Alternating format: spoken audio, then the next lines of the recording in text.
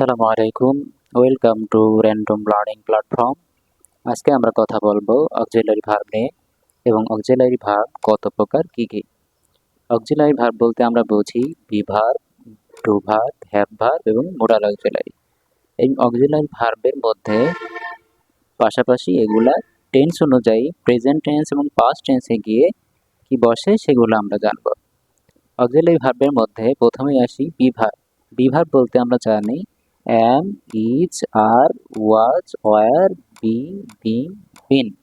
being ফর্মটা B এর continuous form.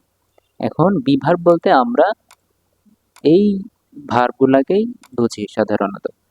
B ভার্বের যখন প্রেজেন্ট ফর্ম হিসেবে বসবে তখন শুধু am, is, are, be এবং being ফর্মটা বসতে পারে।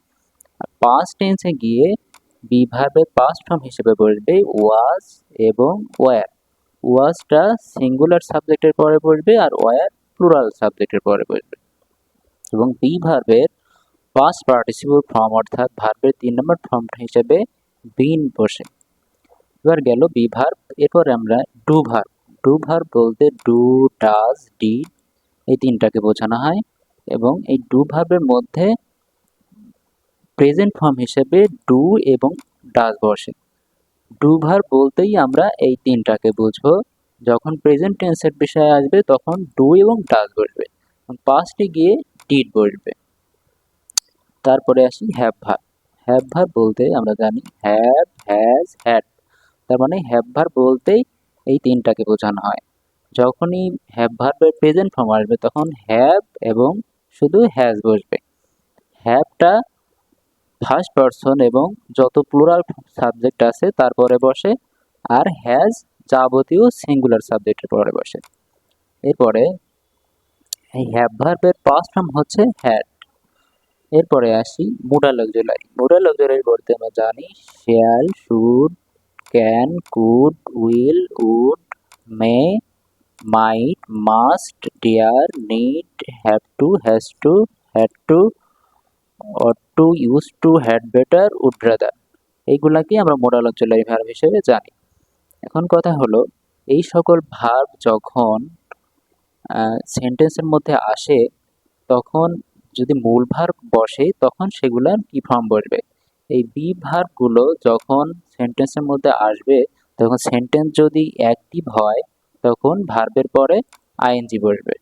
আর যদি সেন্টেন্সটি প্যাসিভ হয় অর্থাৎ অবজেক্টটি সাবজেক্টের ভূমিকা পালন করে, সাবজেক্ট নিষ্ক্রিয় থাকে, তখন এটা এই পরে মূল ভার্ব বসলেই ভার্বের 3 নম্বর ফর্ম অর্থাৎ ভার্বের পাস্ট পার্টিসিপল ফর্ম বসবে। আর ডু ভার্বের বেলায় ডু ভার্ব যখনই ডু ভার্ব বলতে আমরা জানি ডু, ডাজ, ডিড। ডু ভার্বের তিনটা যখনই সেন্টেন্সের মধ্যে তিনটার একটি আসবে তখন এরপরে ভার্ব আসলেই সরাসরি ভার্বের বেস ফর্ম বসবে।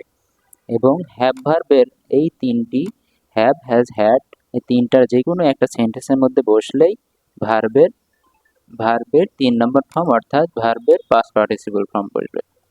এরপরে আসি মোডাল অক্সিলারি। মোডাল অক্সিলারির এই সবগুলা যখনই সেন্টেন্সের মধ্যে আসবে তারপরে ভার্ব বসলেই সরাসরি ভার্বের বেস ফর্ম বসবে।